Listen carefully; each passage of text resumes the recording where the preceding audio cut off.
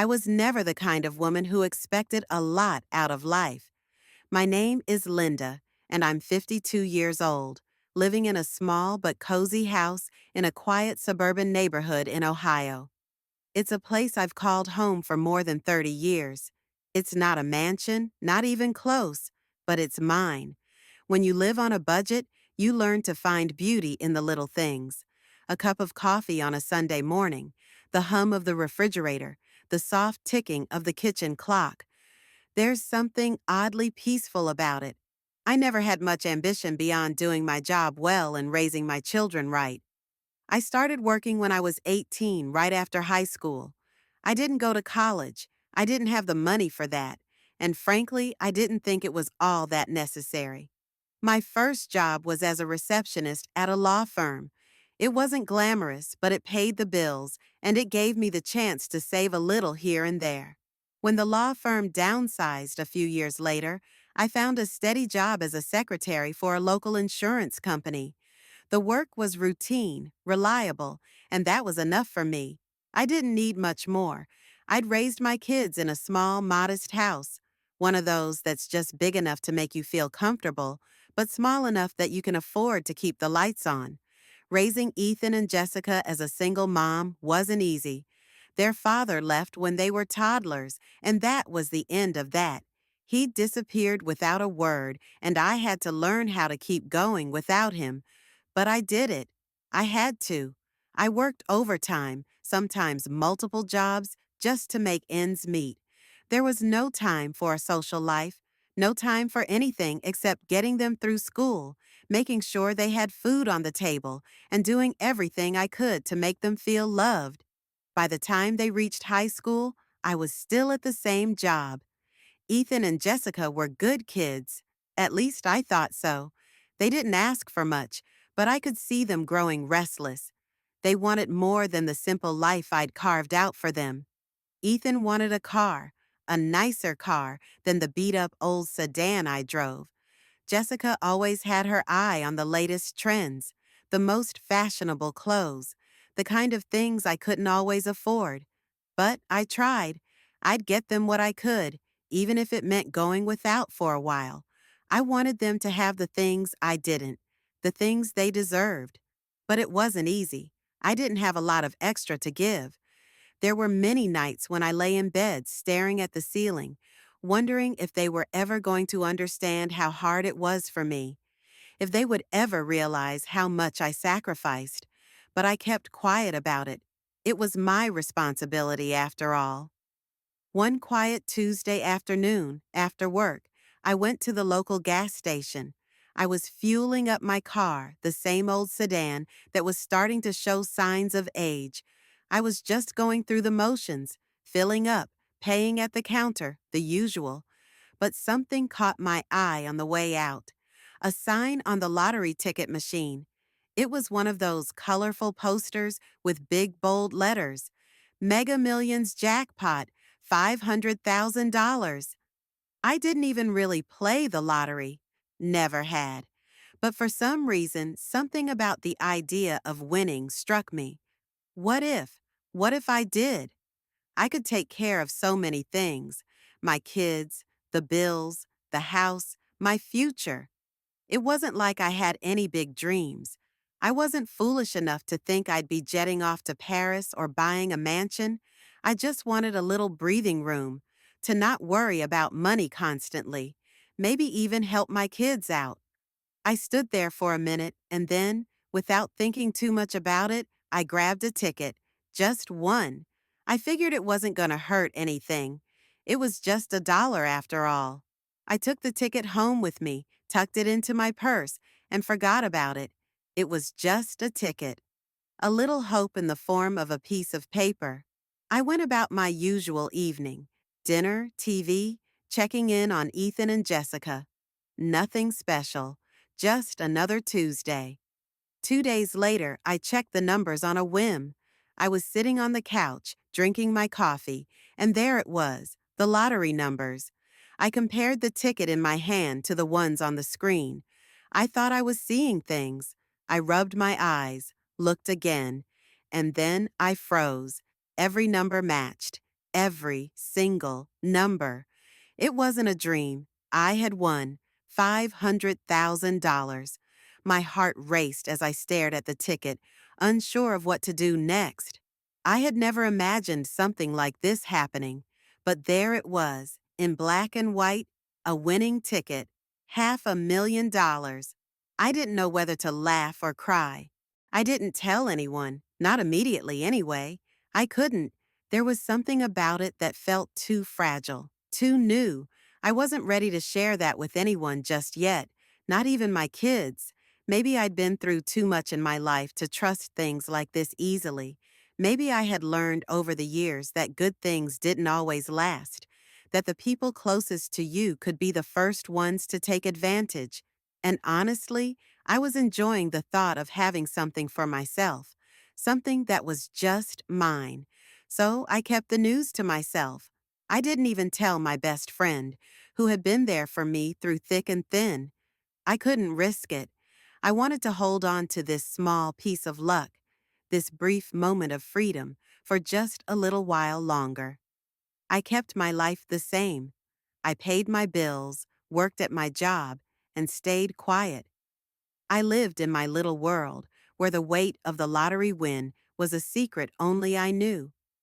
I could have taken a trip, bought a new car, or even moved into a bigger house, but I didn't. I stayed put. I didn't want to change things, not yet. But the longer I kept the secret, the more I could feel a shift happening. It was like the calm before the storm. At first, it was easy. Life continued as normal, and I convinced myself I was doing the right thing by keeping the win a secret. But after a couple of months, little things started to change. Subtle things. Things I had never noticed before but now felt off. It began with Ethan. He had always been a good kid, or at least I thought so.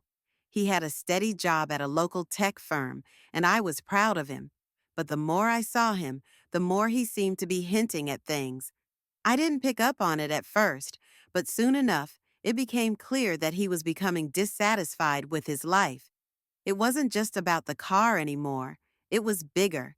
He'd stop by my house after work, his shoulders slumped in a way I hadn't seen before.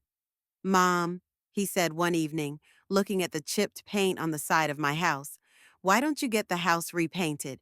It's a small thing, but it'd make a big difference. Or, like, just upgrade the kitchen a little. You deserve it." I laughed it off, thinking he was just trying to be nice. "I'm fine, Ethan. The kitchen works just fine. Plus, I don't think I need anything upgraded. I'm happy with what I've got." He didn't respond right away. Instead, he stared at the floor for a moment before looking up at me with a half smile.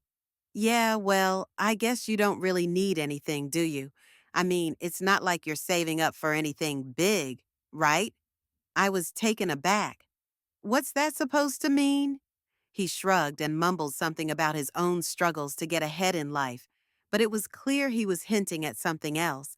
I didn't want to acknowledge it, but I could feel it, the silent pressure to do better for him. And as the weeks went by, that pressure grew heavier. Then there was Jessica. She was no different, at least not outwardly. But every time she came over, it was like there was an unspoken tension between us. She'd bring up things like going on a vacation or getting a new phone, and every time I'd tell her the same thing. "We don't need to be spending money on things like that. We're doing just fine." But she didn't seem to hear me, or maybe she just didn't care. One afternoon, she came to me with a request that made my blood boil. "Mom, I've been thinking, I need a new car. You know, something safer. Mine's falling apart, and with my job interview coming up, I need to look professional. I could really use some help." I tried to keep my voice calm. "I can't help you with that, Jessica. You're an adult. You've got a good job. You can figure it out. I'm not in a position to be buying cars for anyone." She looked at me, a faint flicker of anger crossing her face. "You never help, Mom. Everyone else's parents help them. Why do you think we don't come around as much? You're always the no person, the one who never has anything for us." The words stung more than I wanted to admit. That's not fair. I've done the best I could. I gave you both everything I could. She didn't say anything after that, but the look on her face told me everything. She felt entitled to more. I knew it wasn't just about the car. It was about everything. They had started to view me as someone who was holding back, someone who wasn't giving enough. The next week, they both came over together. They didn't say much at first, but I could see the tension between them. Then Ethan spoke up. Mom, you've got all this money from your job, right? And you've been working for so long. Why can't you help us out a little? Maybe buy us a few things. A car for Jessica, a down payment on a house for me. It doesn't have to be much. I froze. My heart started to race. The suggestion was there, hanging in the air. They had no idea about the lottery win, but the pressure was mounting. They thought I could help, and even worse, they thought I should.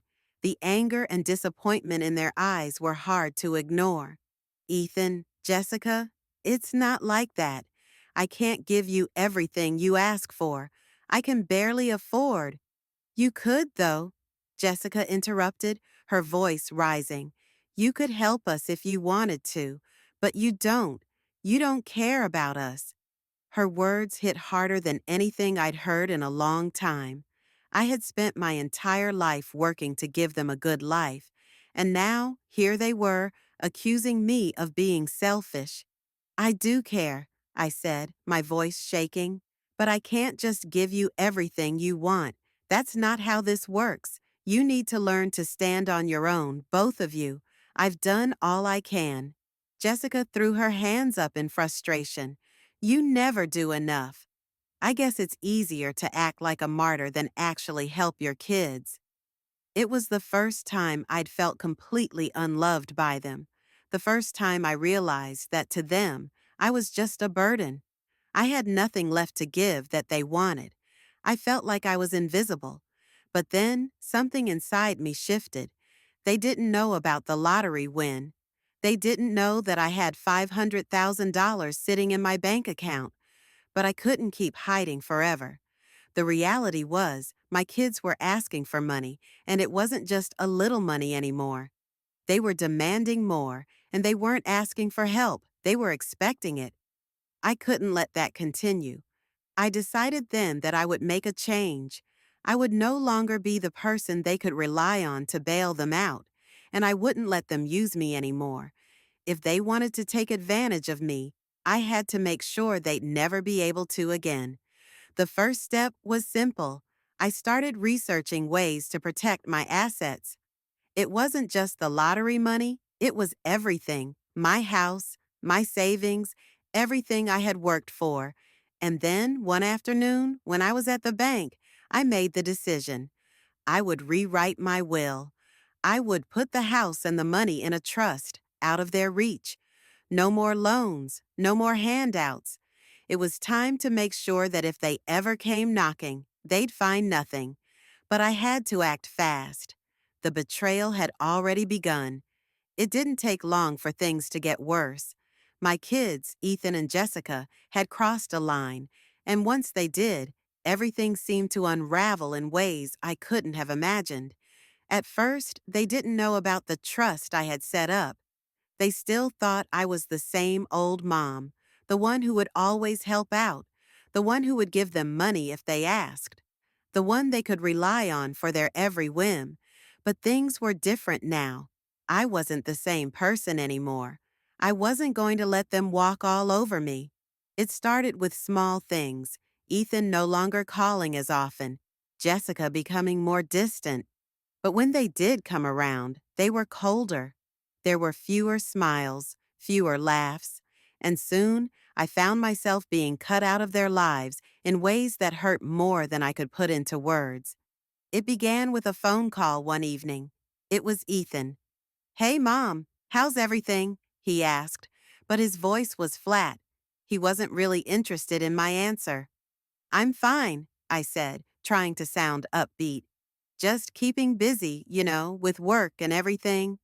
He was quiet for a moment. Look, I don't know how to say this, but we need to talk. We've been talking and we're thinking about selling your house. I froze. The words hit me like a punch to the stomach. What do you mean? Sell my house? Yeah, he said, like it was no big deal. It's just too big for you, and we thought you could use the money. Maybe put it towards something more comfortable, you know? You don't need this place anymore. I could hear the coldness in his voice, the casualness with which he suggested such a thing. I couldn't believe what I was hearing. Ethan, you can't just sell my house. This is my house. You can't make decisions for me. Well, we're just trying to help you out, Mom, he said, like I was the one being unreasonable. We thought you might want to make some changes, live somewhere nicer, and you could really use the cash. No, I said, my voice shaking now.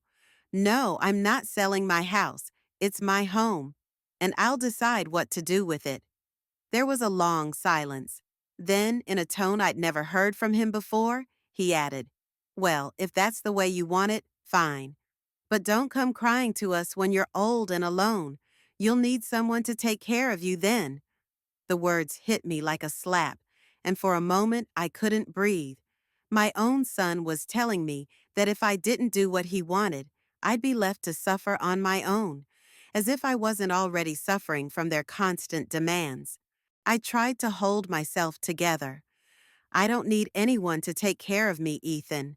I've managed on my own just fine. There was no response.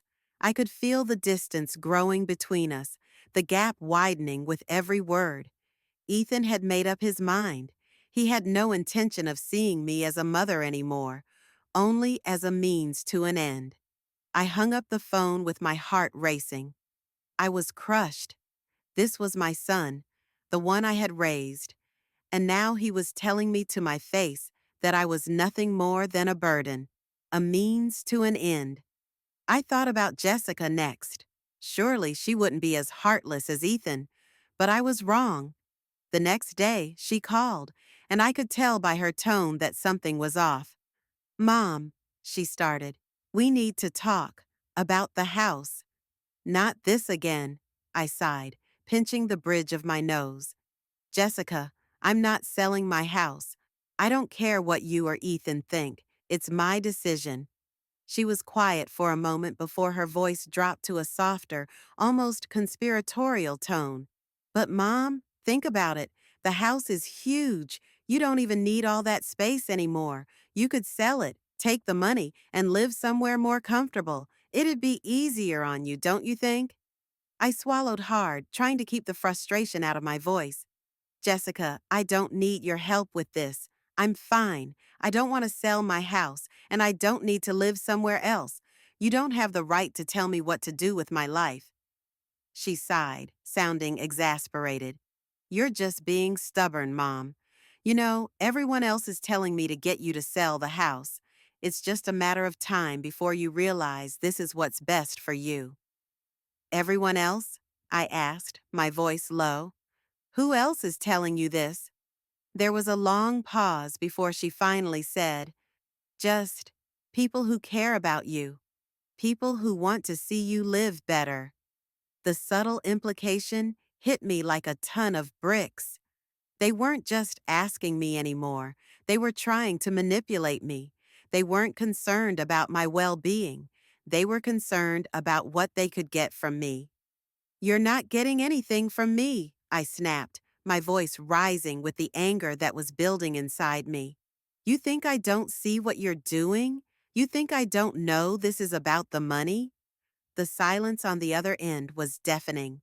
Then, in a quiet, defeated voice, Jessica said, Well, if that's how you feel, maybe we'll just stop asking. But don't expect us to help you when you need it, because when that time comes, I won't be there. The phone call ended abruptly, and I sat there, staring at the screen in disbelief. I had just been cut off. Not by a friend, not by a stranger, but by my own daughter. That was when I realized the truth. They had already decided. They had already made up their minds that I was a pawn in their game. They had no real love for me, no real care. I was just a source of money, and that was the moment I knew what I had to do. I couldn't trust them anymore. I couldn't let them have any control over my life. They had already betrayed me in the worst way possible. They had turned their backs on me when I needed them the most. Now it was time to take control of the situation. I would make sure they would never be able to touch my money. I would make sure my assets, my home, and my future were locked up so tightly they couldn't get near them. I quietly went to work, transferring the lottery winnings into a new account. I made sure everything was secure. Then, with the help of my lawyer, I made changes to my will, placing everything into a trust. No one, especially not my children, would have access to it. And I did it all in silence, no one the wiser. They wouldn't even know what hit them. The betrayal was complete, but so was my resolve. I wasn't going to be their cash cow anymore. They were about to find out just how far I was willing to go to protect myself. The days that followed were strange. On the surface, everything seemed normal. But underneath, my entire world had shifted. I had become a woman who no longer feared her children's disapproval, a woman who had learned the painful lesson that blood doesn't always mean loyalty. And as the days turned into weeks, I could feel the storm brewing. It started with little things. Ethan and Jessica began to call less often. But when they did, the tone was different. There was no warm pleasantries anymore, no inquiries about my health or well-being, just quick, cold conversations about trivialities, nothing that made me feel like a mother, nothing that made me feel needed. It was as though they were withdrawing, retreating into their own lives, and I could almost hear the silence echoing between us. But deep down, I knew the storm wasn't over yet. It was only a matter of time. Then came the day I had been expecting, the day they came for what they thought was theirs. I was sitting in my living room, sipping a cup of tea, when the doorbell rang. My heart skipped. I knew who it was. I didn't need to answer the door to know. There was no mistaking the sharpness of their knock, the urgency in the air. It was Ethan and Jessica. I stood up slowly, my fingers tightening around the teacup.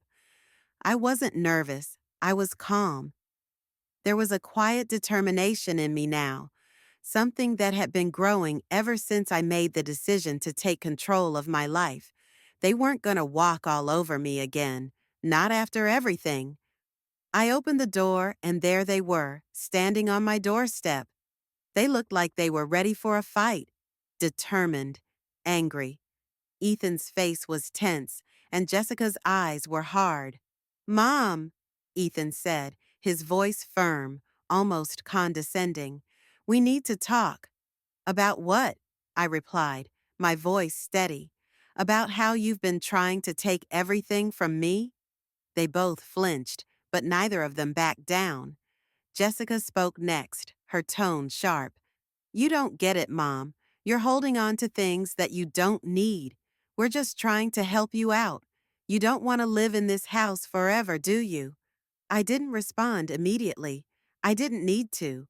Instead, I stepped aside, silently inviting them in. They entered, looking around the familiar space as if they were seeing it for the first time. But I could tell they were already planning their next move, calculating how they could get their hands on my money, on my property. "Listen, Mom," Ethan said, looking me in the eye. "You've made your point, but this house, it's not right for you anymore. You've got money now. You could sell this place, and we could all be set. We'll take care of everything. It's time to stop being stubborn and let us help." I could hear the desperation in his voice. They weren't just asking anymore. They were demanding. But what they didn't know was that I had already made my decision. I had already secured everything. My house, my money, my future. None of it was theirs anymore. It was all in the trust. I stood up straighter, my voice cutting through the tension. "I don't need your help, Ethan. I never did, and I'm not selling my house, But you know what? I've made some changes. I've transferred the money to a private account. Everything is set up now, and as for this house, I paused, letting the weight of the words sink in. It's not yours either. I've put it in a trust. Everything I have is going to charity, to people who actually care about me. Their faces drained of color. Ethan looked like he'd been slapped. Jessica's eyes widened in disbelief. You're joking, Ethan said, his voice low, almost growling. You're seriously going to give it all away? I shook my head. I'm not giving anything away, Ethan. I'm keeping what's mine, and you won't see a dime of it. Jessica took a step forward, her voice rising. You can't do this, Mom. You can't just take everything from us after all we've done for you. We're your children. We deserve this. Her words felt like knives, but I held my ground. I wasn't going to let their manipulations work on me anymore. They had already shown their true colors, and now it was my turn to show them who was in control. You deserve nothing from me, I said coldly. You've made it clear that you're only interested in what you can get from me. You've lied, manipulated, and betrayed me, and now you think I'll just hand everything over to you? Number this is mine, and I'm not gonna let you take it. The silence that followed was heavy. Ethan's jaw clenched. He opened his mouth, but nothing came out. Jessica looked at him, then back at me, her expression shifting from anger to something I couldn't quite place. Maybe shock, maybe fear. You've made your choice, I said softly, and so have I. Without another word, I turned and walked out of the room, leaving them standing there in stunned silence. I heard their voices rise behind me, pleading, demanding, but I didn't stop. I didn't turn around. The truth was, I had already won. I had outsmarted them. I had taken back control of my life, and I wasn't going to let them destroy that for me. I knew that they would never forgive me for what I had done, but I also knew that I had made the right choice. I was free, free from their lies, their demands, and their betrayals. And as for them, well, they would have to live with the consequences of their actions. They would have to face the fact that the mother they thought they could manipulate was no longer the same woman they could push around. As I drove away from the house that day, I felt a weight lift off my shoulders. I was leaving it all behind. My old life, my old self, the person who had been too afraid to stand up for herself. I was starting fresh, free from the burden of family drama and manipulation. And that was the real victory.